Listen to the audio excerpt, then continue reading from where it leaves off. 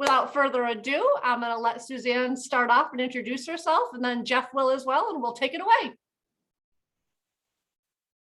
All right, Julie, you sure do have a lot of energy for tonight. Just want to point that out. Hi, everyone. I'm Suzanne Anderson McNeil, and I am the Assistant Vice President for Student Success.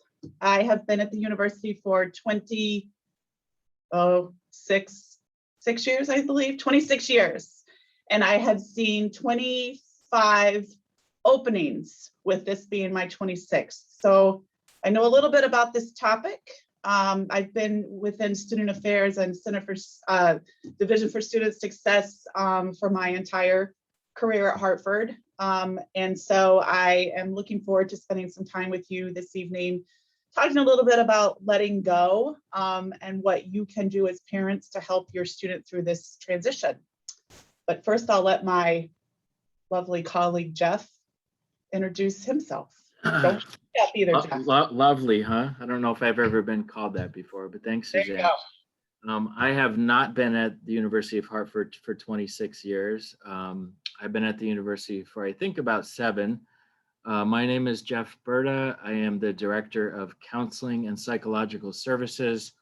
That's a mouthful, also known as CAPS. I started off as a staff psychologist. I'm a licensed clinical psychologist, and unexpectedly moved up to the through the ranks to director. And so I consider Suze to be our resident expert on homesickness, partly because of how long she's been here.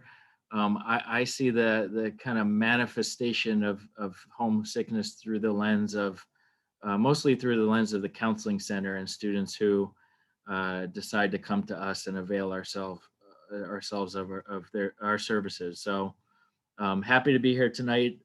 I think I'm turning it over to Suzanne for the first round. All right, so just to give our audience an idea of what we're going to be discussing tonight. When Jeff and I were talking about the information that we wanted to share with you, we thought it would be helpful to talk a little bit about what you can expect as a parent, especially if this is your first son or daughter going away to school. First 6 weeks of any student's college experience can be individualized. Some have really great experiences and others have not so great experiences that turn into life-changing experiences. So even if the first 6 weeks is challenging, we work with students and we will get them through it. Then I thought we would take a little bit of time and talk a little bit about homesickness and isolation, what you can expect there.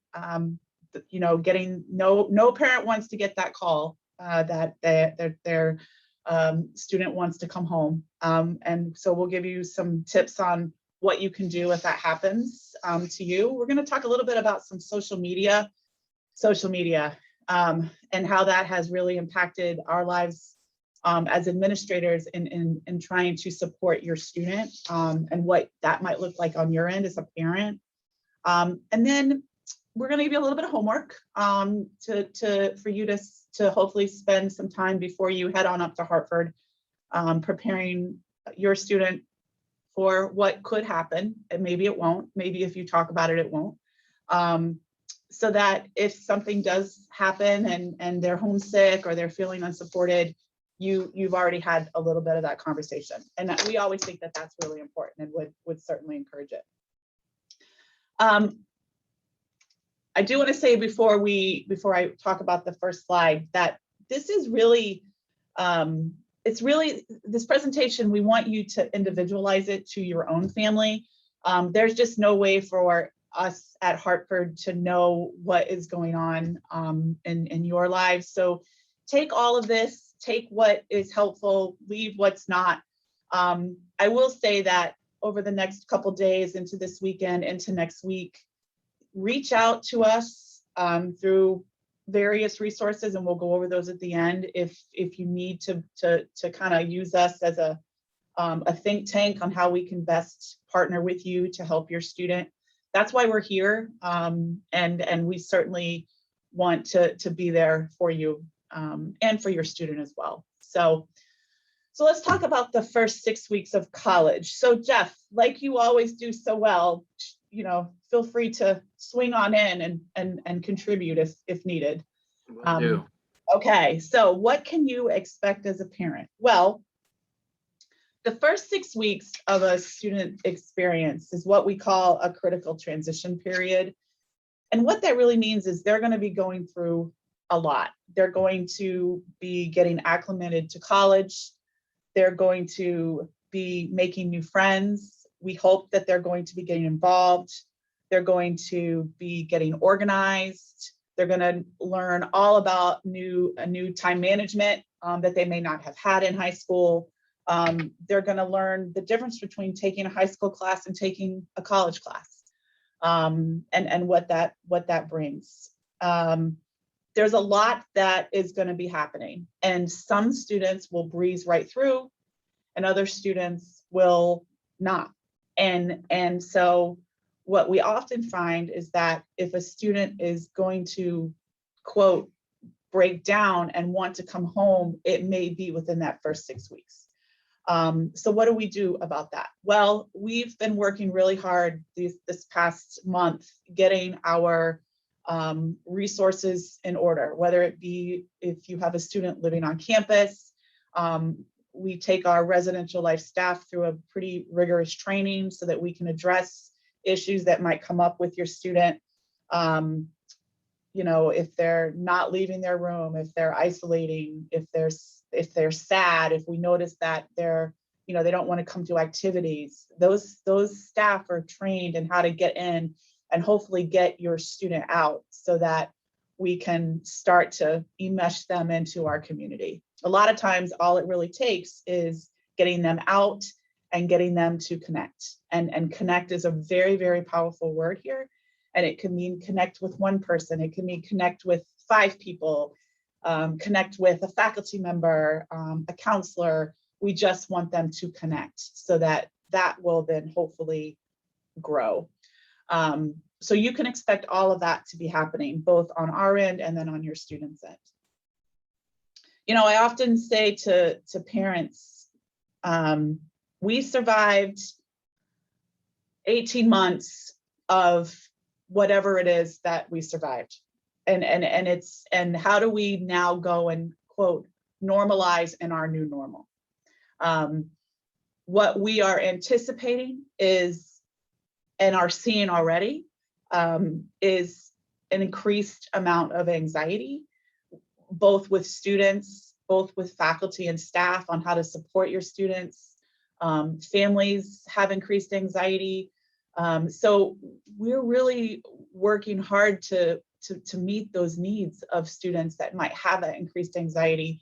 They may have never had it before, and the COVID-19 pandemic may have brought it on for various reasons. So, that's one of the things that, as we talk about this critical transition period, that is really important to us, and understanding and having our faculty and staff understand that the new normal is new, and we can't go back to a pre-COVID world in higher ed altogether, but we certainly can go back to what we know we can do best and try to build it into new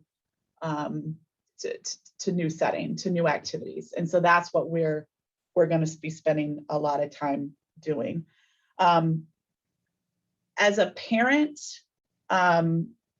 what can you do this first 6 weeks to help your students, knowing that COVID is still evolving and that tomorrow or the next day, the university, we as administrators could turn around and tell you something completely different than what we've told you today. And a lot of that is we're taking our cues from the federal and state governments, the health departments. So there's just a lot going on, but we've made a commitment to keep everybody safe and everybody here on campus in an attempt to have an on-campus learning experience to the best that we can. So I would encourage parents to be present, listen. If you hear something from your student that doesn't seem right, let us know. Pay attention to all communications that come in from the university. If you're not sure whether or not you're getting communications, then let us know. We can check to make sure we have your right email. And this would be university communications, not necessarily from my office or from Jeff's office, but university communications. Encourage your student to get involved, right? Get connected. Set a goal for your student to come to campus and in the first 48 hours, meet 2 new people. And then check back in with them. Always circle back to your student and ask them how they're doing, with no perceived notion as to what that should look like, right? That just let them tell you. And if it's not good, then that's okay too. And Jeff's going to talk a little bit about that in a few minutes. But definitely encourage involvement during the first 6 weeks. The other piece that I always try to encourage parents to do, if you can, is to try to leave your student here. Let them experience what college is all about, even if on the weekend. In a little bit, I'll talk about some tricks that I've learned through the years working with parents, especially if the student is saying, I don't want to stay, I want to come home for the weekend, I miss you. We're going to talk about that in a little bit. But if you can, really try to get them connected. We're going to do the same in the first 6 weeks, offer a ton of program from them, have patience and leniency with them as they learn what it's like to take a college course. All of those things are going to happen. And we'll work together here. All right, Jeff, I'm going to turn it over to you.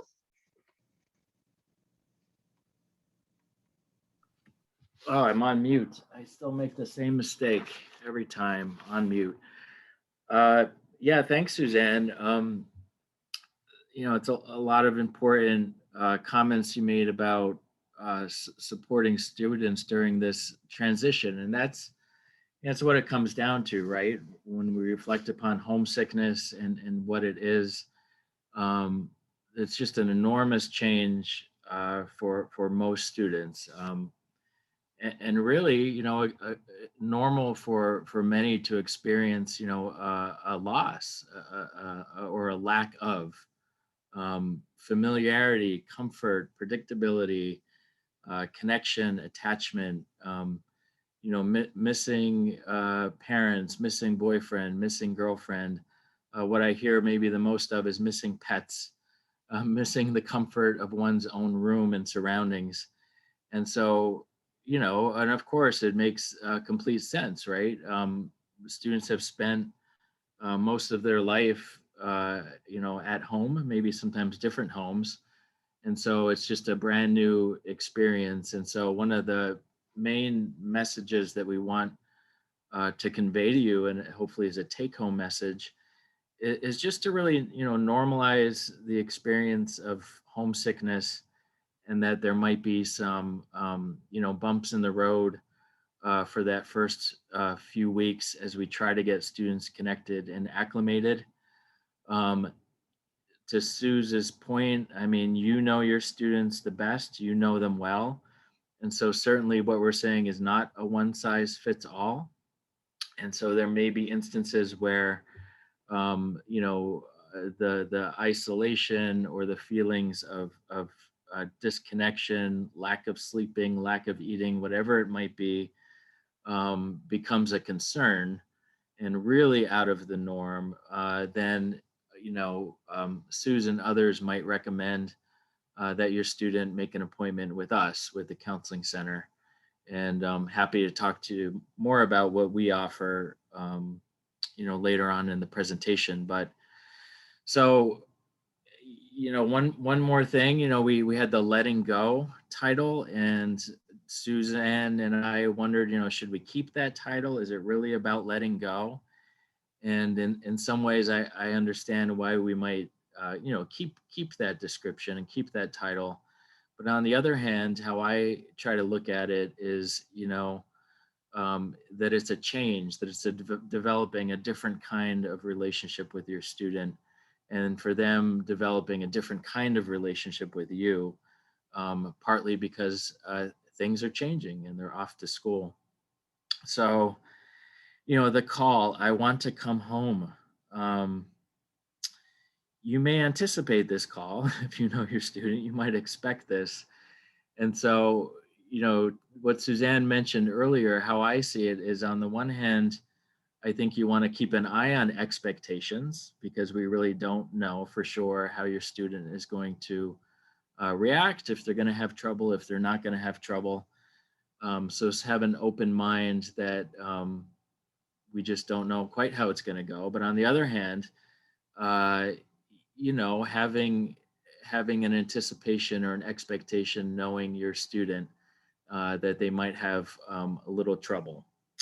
And so, one of the things that Sue's touched upon when she was speaking was this idea of listening, right? So no surprise that you're hearing from a clinical psychologist that really, doing your best as parents and guardians to slow down, to take a few breaths, to create some space for your student to really talk about whatever they may need to talk about, and to mindfully listen, to let your student cry or complain, um, all part of the picture for many.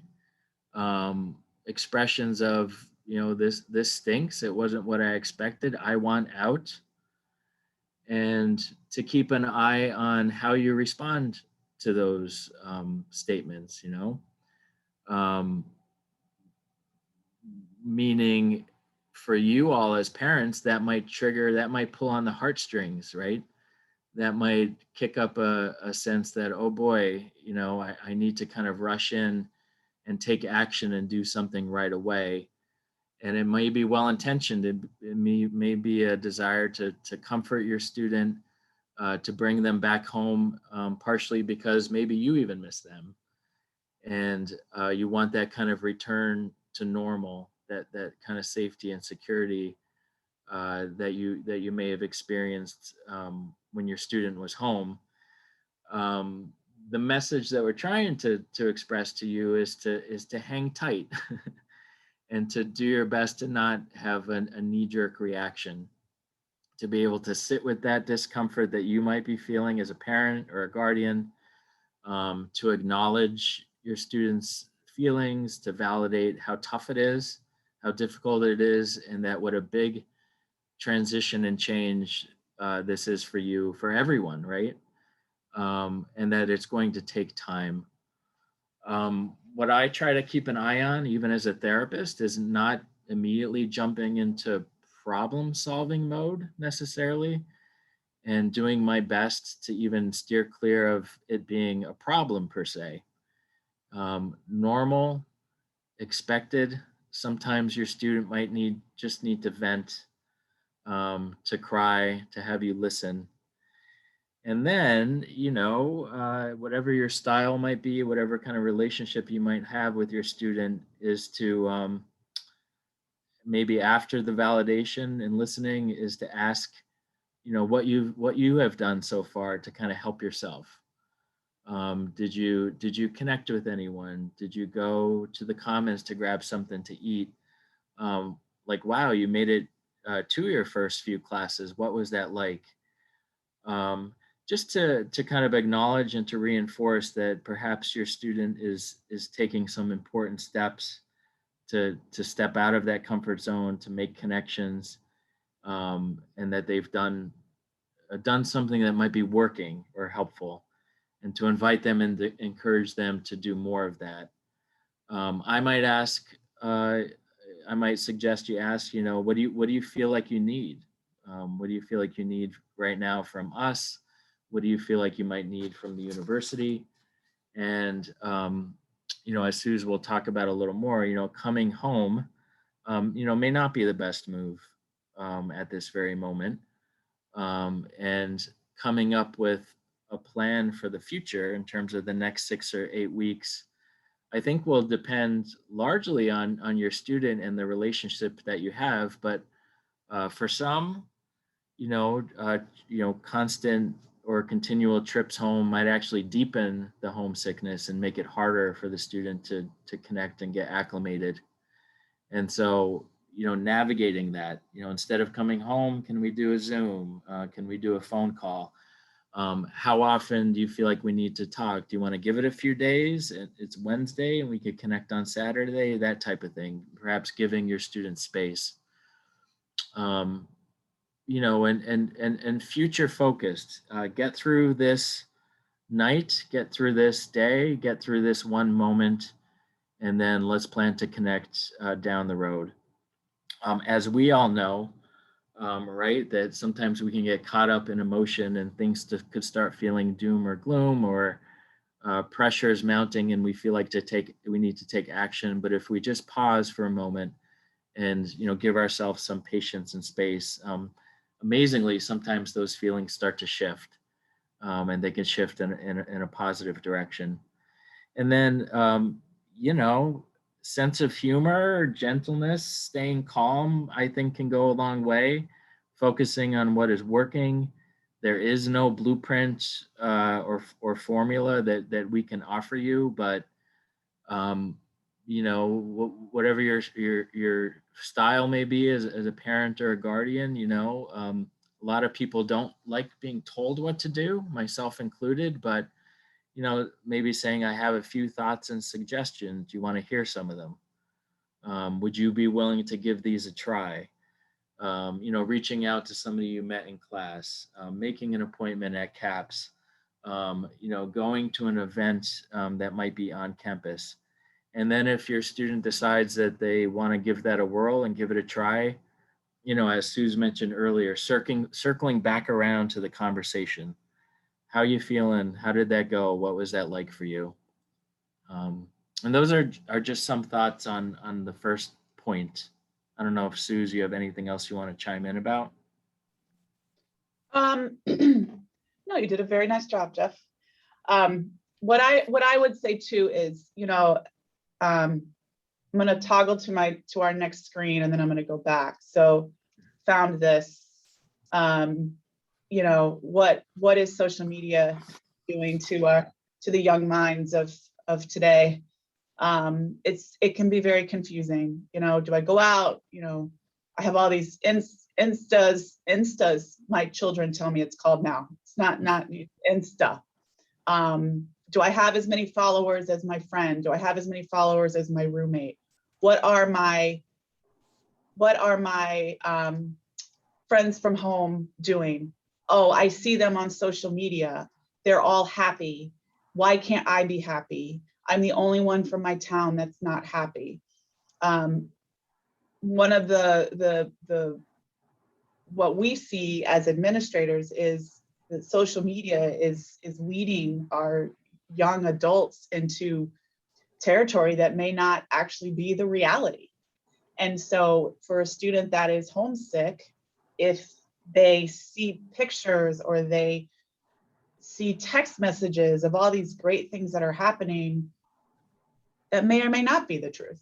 And so I think it's working with your own student to break that down and trying to not put a lot of weight into the medias, and instead focus on what's happening in their life in that moment that's causing them to be homesick or just not be well and just feeling like, I don't want to be here.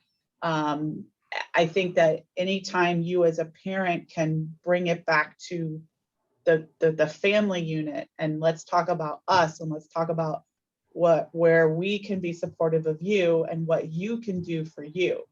Don't worry about what your friend is doing.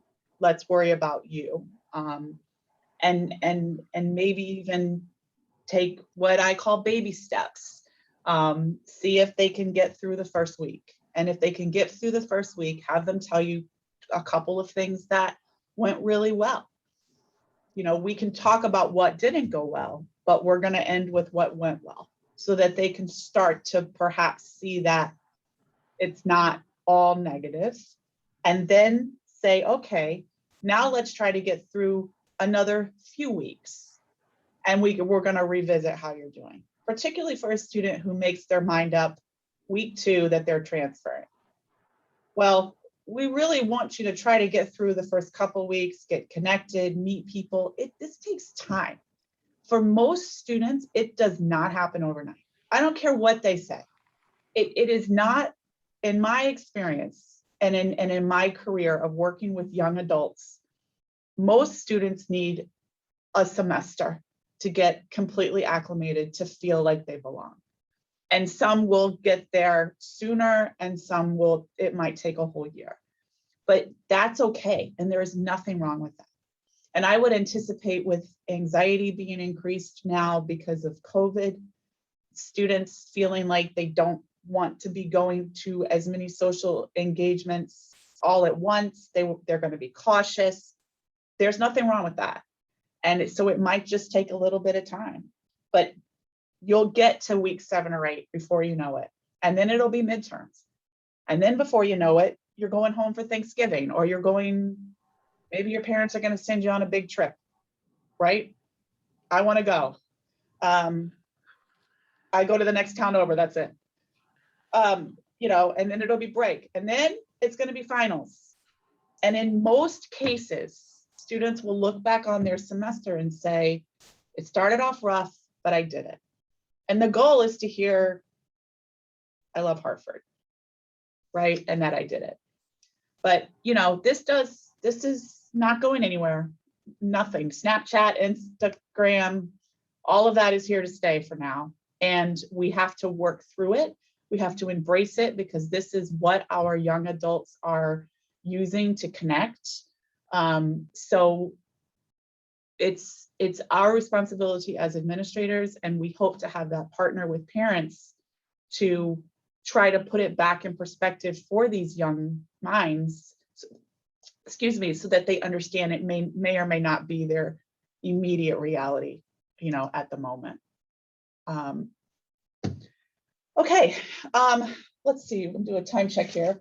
So what can you do while you're still at home or not on campus with your student? Well, we broke this down into three, into three things. The first is understanding what might trigger a negative response out of your student, and what might cause your student to call home distress, right?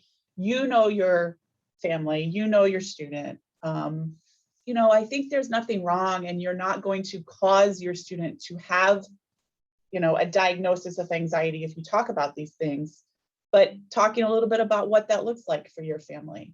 And that way, if it does happen, you have already started to engage, your student in those conversations, all of those things. If you call home and say that you're really struggling, this is what I'm going to do. I'm going to listen to you. I'm going to remain calm. I'm going to try to validate what you're going through.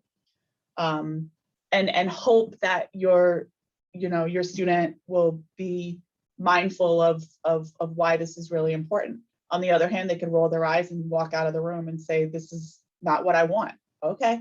And that's a point too, right? But at least there was that start of a communication. So if it is them that is calling home, you will have already started that conversation. The other thing is to remember what is normal versus what might be something else, right? When do you get campus administrators involved? And Jeff, talked a little bit about that, but students that aren't eating, they're not sleeping, they're not going to class. We're going to do our part. If students aren't going to class pretty quickly within those first 6 weeks, we're going to work really closely with faculty and staff across the board and with our Center for Student Success. We have a care and concern team that is ready to address students of concern if we need to. So we're going to do our part. But if you catch wind that these things are happening, the first thing I would do is ask your student what's going on, and be mindful of what kind of a response you might get, and give them an opportunity to say what's going on. you can always call us. Always call us if we can partner with you and how to best help your student. What we want to try to avoid is having the parent and the administrator make a decision on behalf of a student, right? This is a student has to make these decisions about what they want. And because then they're learning resilience, they're learning autonomy, they're learning that it's okay to get to be knocked down, but then we get up and we move on. And that's really what we're going to spend a lot of time this year talking to students about in various ways. And so if that happens to be your student, then know that we're there. Public safety is open 24 hours a day, 7 days a week. If you believe it's an immediate concern, call public safety and we will get somebody to your student immediately. Dean of Students Office, my office, Center for Student Success, Office of Residential Life, our counseling and psychological services, we're all here for your student if they need support. So talking to your student about all these things is a great way to prepare them before they arrive to campus. Jeff, did you want to add anything to that? Yeah, I guess part of the idea is to try to head it off at the pass, right? So if you're showing your student that you realize and recognize that, homesickness and struggles in those first few weeks can be part of the picture, it's showing that you're attuned, that you get it. And what you're doing is you're saying it's okay for us to talk about this. Should you be having trouble like that? And I think one of the neat things about trying to have that conversation ahead of time is that you can refer back to it. So if there's a lot of high emotion floating around and tears flowing, and you're not sure what to do in that moment, you can always say, remember we had that talk, like a week before you left for school. Well, I feel like we're in it right now. And so what are some of the things we talked about in that moment? And then you could refer back and, try to put into place some of the ideas or techniques, if you will, to try to get on a better path. But just to emphasize again and again, it takes time. Some students acclimate quicker than others. But as Sue's pointed out, it's probably on the rarer side if students seem to just kind of jump in and get adjusted to the university right away. At the counseling center, we're always trying to get creative and put on different groups. Sometimes the groups that we do run depends on the demand and what we're seeing. Not unusual, right, for us to get a lot of calls and students reaching out to the counseling center, those freshmen, those first year students. And, if we get enough demand, we'll run one or two groups around, adjusting to the university, dealing with homesickness, addressing all the concerns and anxieties that students might have around feeling overwhelmed. And that could be a real useful, I guess, a group for students to participate in. And part of why it can be useful is not because, us counselors have brilliant and unbelievable, insightful things to say or offer, although we do, but it's more of, I think, students being able to look around the room, whether it's virtual or in person, and say, hey, I'm not alone. Other students are going through this too. I think that's probably one of the most common things that we see if students are having trouble adjusting. It feels like they're the only ones. And back to Suzanne's point, especially if they're looking on social media and doing those comparisons where everybody's posting just the positive stuff, they could really feel like fish out of water. It's like they're the only one suffering in this kind of way. And groups could help mitigate that just by the peers and people that they meet. I'm looking at the slide now, Suzanne, trying to see where we go next. I think we did pretty good. I think we'll, I'm mindful of time, so let's move on to this, to our next slide here. So if you haven't heard already, which I'm sure you have, given that we are your last presentation in this series, FERPA, so the Federal Education Rights and Privacy Act form, otherwise known as the release form, is our way of communicating with you with your students' permission. And so if there are things going on that we as administrators feel it important to speak to you about, that's not immediate danger, that has to do with their educational record, we can't do that if your student hasn't signed this form. So it is really beneficial for us to have this release so that we can talk to you, and we will talk to you. And one of the things that I really pride our division on is communicating with parents when we can. I'm not going to call you if your student comes to my office and tells me they're homesick, but I may call you if it's more serious than that. We want to get to know your student and develop relationships with your student and give them, again, the autonomy to work through problems so that as they move through their adult journey while at school, they're developing the tools to work on things when things get rough. So that's really important. Jeff talked a little bit about our CAPS resources, and they're great for students, all confidential. We encourage action. We encourage action on the student's part if they're able to have action. If something's wrong, we want to see them addressing. If you have to give a push and a nudge to get them to do it, that's okay. But we really would like to have the students do this themselves if they can. It takes time, and not all students can do it right away. And we understand that. Just as we tell students to be willing to ask for help, I think as parents, if you don't know what to do, just ask. We certainly want to have a relationship with your student, but we want a relationship with you too if it's going to benefit your student's journey and if we can be there to help them. I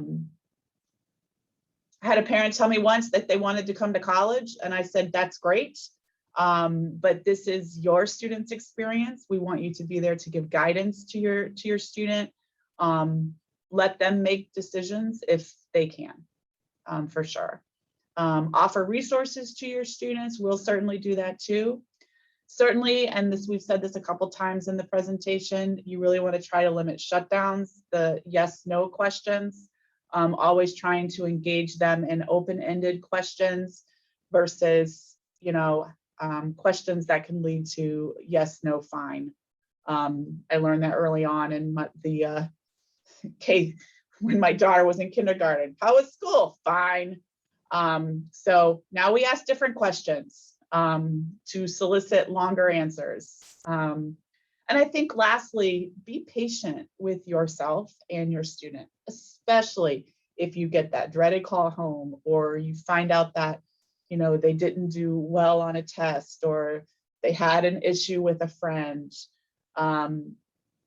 Be calm, listen, be mindful of the present moment. And in most cases, these things will work themselves out. And we're always here if you need us. That's my ending thoughts, Jeff. Yeah, that's a good way to end. I'll try to end on a positive note too. So I did respond, Julie, to a question in the Q&A, which had to do basically with how to get in touch with CAPS. And so, as Suzanne pointed out, we really try to empower the student to reach out themselves to make the appointment. Part of the journey here is, advocating for yourself and making appointments for yourself included. So best to just email me, have your student email me. It's burda@hartford.edu, BURDA. Phone number is 860-768-4482. And I did put that in the Q&A. Just want to make one point of clarification around FERPA and CAPS resources. So if FERPA has nothing to do with the counseling center or counseling services. And so if your student reaches out to us and makes that first appointment, and then we recommend a course of individual or group treatment, that student will sign a consent form. And then once that happens, as long as the student is 18 or over, we can't share any information with anyone, parents, administrators, friends, unless that student goes ahead and signs a release of information form. And I think of us as pretty conservative at CAPS. We'll really only speak to parents if in our judgment, clinically speaking, it might be helpful. So that's great. I don't know, Julie, are we opening it up for questions, or how does this work? It's been a while since I've done it. So. Sure. I wanted to just piggyback real quick on your answer that you just gave. I also replied and let them know that if you're a parent, guardian, neighbor of the first year students, that the best place also for them to start is with their first year advisor. Right. They will see that advisor weekly in their US 150 class. So they will have access to that person minimally in that class every week. But we also in the Center for Student Success have hours at all points of the day. There are always advisors that are available, whether it's your student's advisor or not. So a great place for them to start, especially if they're really nervous about something and they just don't know how to access the rest of you, is really to start in the CSS, and then we can get them connected as need be with you, with Suzanne, whatever the case may be. So awesome. Right now, we don't have any other questions. So we'll give it a second. Sometimes people need a minute to think about their questions. Certainly, if there's anything else that either Suzanne or Jeff can answer for you, now is a great time to ask those questions. I know this is also a lot of information that we have given you over this summer in this series. So I'm sure those of you who have been regular attenders are shaking your head saying, okay, we got through it. We got through the summer. We got all the information. Now we're ready to go. Now comes the fun part. So like I said, certainly we'll hang out for a few more minutes if any other questions come up. But I think a lot of it too with this topic is that, really Suzanne and Jeff gave you guys some great information just to be thinking about and to figure out what your next steps are going to be. All right, we are getting a couple of questions. Here we go. See, sometimes everybody just needs a minute. Okay, can you send out the link for the recordings? So the links will be on the Circle of Support website. Kylie, who works in our communication office, actually just reached out to admissions, who pulls all the links, and said she needed all of them. So they can be on the website for all of you to access. I believe by tomorrow, she's hoping to have all of the ones up to date on there. And then she should have tonight's on there in the next 48 hours or so. She's usually pretty good about that. If for some reason you're not seeing them, then feel free to give me an email. I am at jspring, so JSPRING @hartford.edu. And if you want to reach out to me next week, then I can get that to you as well. So I see there's a couple of you who said that you missed the beginning or missed a couple of other sessions. So yes, hop on that website tomorrow. Like I said, I think she plans to get them all up and loaded tonight. And then for tonight's, if you don't see it in the next couple of days, let me know and we can get that taken care of. So Suzanne, this might be more in your wheelhouse. There's a question about addressing benefits or negatives of a first-year student with no assigned roommate as of yet. And I'm assuming that they anticipated getting a roommate. I'm going to take it that way. Okay. So what we're finding in the residential units more so than ever is there was, maybe not right now, so not everybody call housing right now, but there are more students that have their own rooms. And so part of that could be that when we housed roommate requests, anybody that did not have a roommate request, there just wasn't another student to put in there. So what that could mean is two things. If your student is really, really, really looking for a roommate, never fear, because we do a ton of room changes at the very beginning. And so any space opened would be fair game for somebody to move in. If you're worried about your student not having a roommate because of homesickness and loneliness and all of that, I wouldn't fear either, because the goal of these of the residential life staff is to get all students connected and engaged pretty quickly. When whoever is the parent that wrote that, certainly when on campus this weekend, if that's a concern, find one of our professional staff members. They'll be all over the place over near the res halls, and talk to them about it. We can certainly put that on the radar of somebody just to make sure that, you know, a student is not unintentionally lonely because they don't have a roommate. Does that help? That is wonderful. We have another question. Give me 1 second. Great question.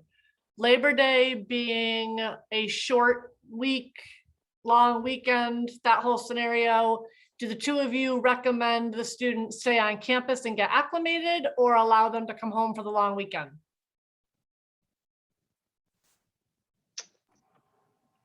It depends. I'd What do you say think, Suzanne? I'd say it depends. I think there will be more students on campus than not, particularly with COVID. So I think that it's probably better to leave them here, and let them participate in planned activities, and have fun. That said, there's always reasons why families need to take students home, and we understand that. But if given the option, I think I would probably leave them here. And if that's not the right answer for your family, you know. Right.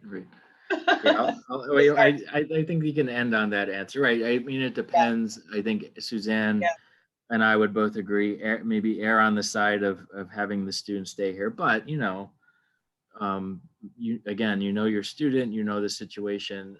For some students, you know, going home and kind of touching base, for some can be encouraging too, and invigorating. So it's really hard to give a definitive answer, but there's more questions coming in, so I'll stop. There are. Suzanne, this would be you. Actually, no, it could be either one of you. I'm sorry. If a student has medication, is it allowed to be shipped to campus? Depends on the meds. I would call health services and ask them directly. Number is 860-768-6601. Please call tomorrow, as they are not open Thursday and Friday, because they will be opening campus with us at the front gate. Excellent. And then we have a question about if we know if there are any current COVID cases on campus. And I don't know that answer. Yeah. I was gonna say, I didn't think there was currently, I just wasn't positive. Awesome.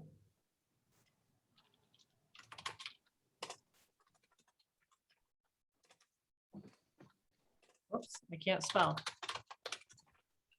There we go. Okay. So we'll give it 1 more minute just to make sure no one has any final thoughts. I want to be respectful of everyone's time, from our participants and our panelists. Great questions, though. This was wonderful to kind of round out some things. Looks like you may have hit, oh, we got one more. All right, we've got time to do this one more. Where will you house any vaccinated students who test positive for COVID? So I was gonna say, there you go. I'm not prepared to answer that because I am not, oh, it looks like Nora's typing an answer. Or somebody's, are you typing an answer, Julie? Oh, I am not on this team. And so I have not been attending these meetings. So I'm pretty sure that I'll give it my best guess. Any student, regardless of whether they are vaccinated or exempt from vaccination, if they test positive for COVID, they will be moved to some type of isolation housing. So, but I can't tell you where that will be. I can just tell you that if we will not keep a student testing for now. Again, we go back to evolving state guidelines, but if a student tests positive, we will remove them from, even if they're vaccinated, we will remove them from their housing unit for a certain time, whatever that is per CDC. But I just can't get into any more detail than that. Hope that's helpful. Yes, Suze, all I was saying was that if they are coming as part of move-in this weekend, Start Strong, all of that, there will certainly be a table of folks that could answer questions like that as well. Oh, for sure. You know, our whole team is here this weekend. So if there are questions along the way, including our colleagues in housing, yes, we can certainly answer those questions for you as we're able to. 100%, Julie. Yep, so that's all I was throwing out there, so everybody will know that, you know, certainly this weekend there will be lots of opportunities to get questions answered about anything COVID related. And stay on top of our website too. You know, we have a page designated to COVID, and so we're always updating question and answers. And students will need to know, it's a really good question. Students are going to need to know the answer to that as well. So this is where, you know, I mentioned stay on top of communications, and if you're not getting the answers that you need, COVID-19@hartford.edu is a great place to send an email, and we have a response team that will get back to you. Absolutely. All right, so I think you guys have done a great job. Thank you so much to both Suzanne and Jeff for spending time with us tonight. And our panelists, like I said, thank you again for coming and great questions. This will, like I said, round out our series for the summer, but don't fret. We will have another series in the fall. We're just going to take a couple of weeks, let ourselves get a little acclimated to the semester along with everyone else. And then we will start it up with some new topics and new events. I do see that there's one more question in the Q&A, so I will answer that before we end the event for the evening. But thank you. Suzanne and Jeff, you're getting some thank yous from everyone, so thank you as well. And good luck coming if you're a commuter student. Yep, we wish everyone all the best. All right, take care. Thanks so much. Thanks, everyone. Bye-bye.